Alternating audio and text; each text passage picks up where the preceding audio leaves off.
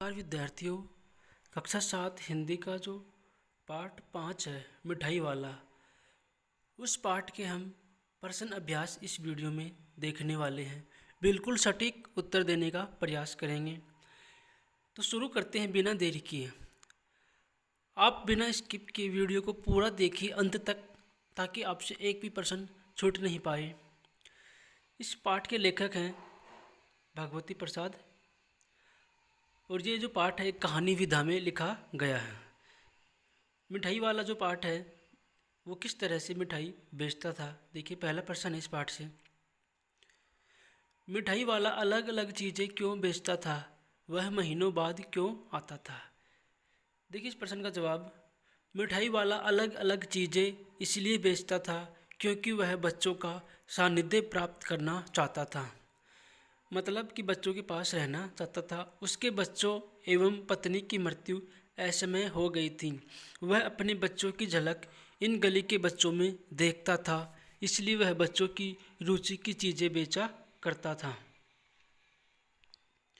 आगे है, वह बदल बदल कर बच्चों की चीज़ें लाया करता था, इसलिए उसके आते ही बच्चे भी उसे घेर लिया करते थे।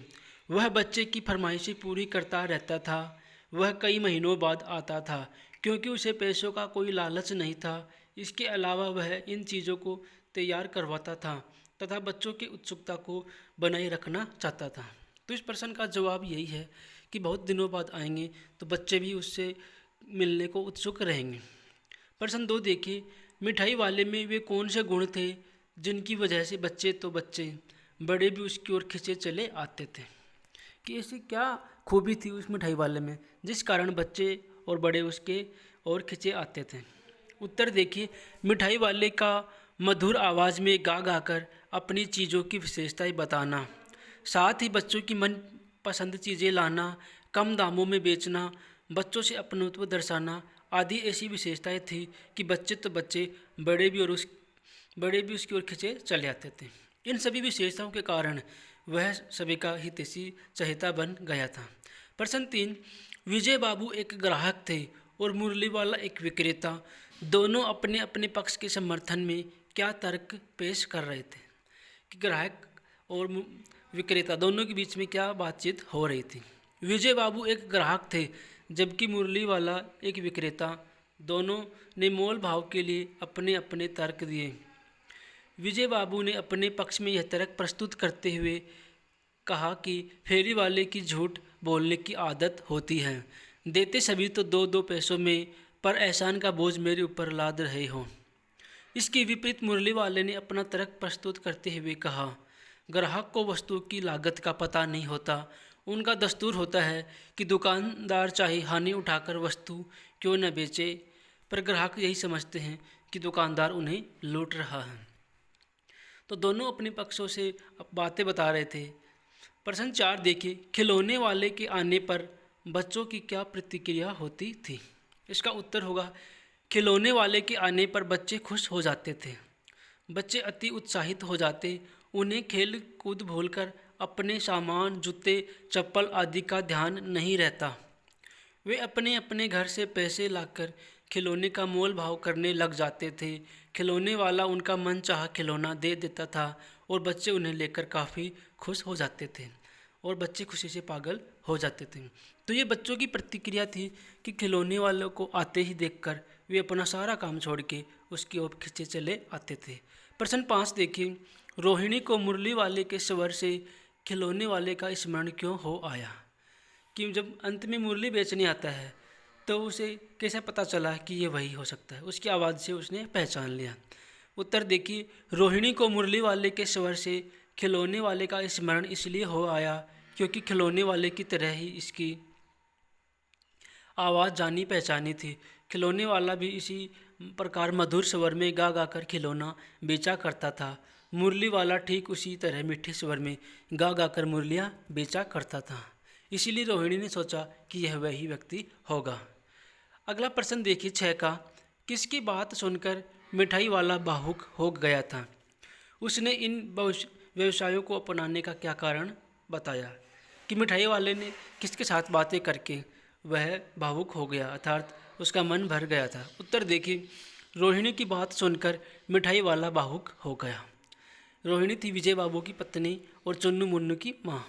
पर उसने भावुक हो बताया कि मैं अपने नगर का एक प्रतिष्ठित मतलब इज्जतदार व्यापारी था। मकान, व्यवसाय, गाड़ी घोड़े, नौकर चाकर सभी कुछ था। पत्नी थी, छोटे छोटे 2 बच्चे थे। मेरा वह सोने का संसार था। उसके पास सुख के सभी साधन थे, स्त्री और छोटे बच्चे भी थे।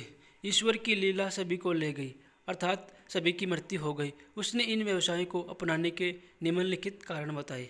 उसने बताया कि मैं ये जो खिलौने बेचता हूँ, ये क्यों बेचता हूँ।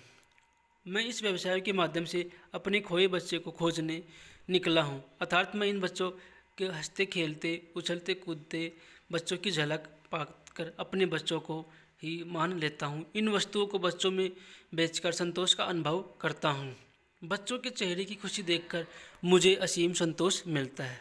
तो मुरली वाला बताता है कि हंसते खेलते बच्चों को देखकर ही मुझे खुशी मिलती है। किस प्रकार से वो खिलौने बेचा करता था। देखिए कितने मनपसंद खिलौने हैं। प्रश्न 7 देखिए, इस बार मैं ये पैसे ने लूँगा कहानी के अंत में मिठाई वाले ने ऐसा क्यों कहा।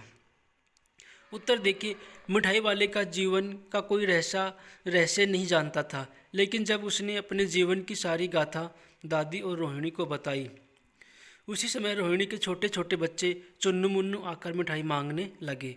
वह दोनों को मिठाई से भरी एक पुड़िया देता।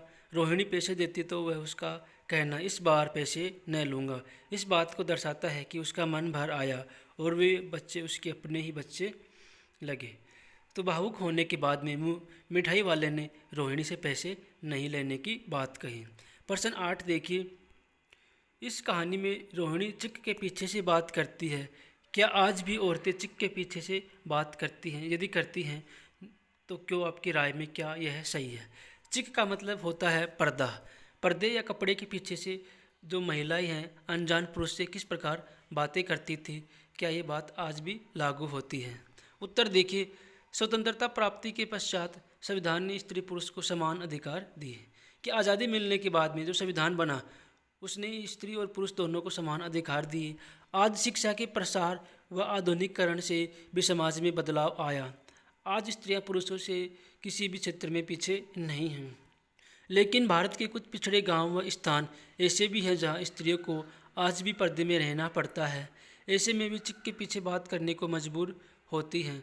हमारी राय में यह पूर्णतः गलत है, क्योंकि स्त्री पुरुष दोनों समाज के आधार हैं। दोनों को समान दर्जा मिलना चाहिए। इन पिछड़े वर्गों में जागृति लाने हेतु सरकार व युवा वर्ग को आगे आना होगा। लोगों की सोच बदलनी होगी, जिससे साक्षर राष्ट्र का निर्माण किया जा सके। तो ये 8 प्रश्न थे। इस कहानी से अच्छे से उत्तर देने का प्रयास किया है। वीडियो पूरा देखने के लिए आपके लिए थैंक्स। और आपने अभी तक चैनल को सब्सक्राइब नहीं किया तो प्लीज़ हमारे चैनल को सब्सक्राइब कर लीजिए। वीडियो पसंद आई तो एक लाइक भी कर दीजिए, क्योंकि आपके सपोर्ट से ही हम वीडियो बनाने के लिए आगे बढ़ते हैं। Thank you. जय हिंद।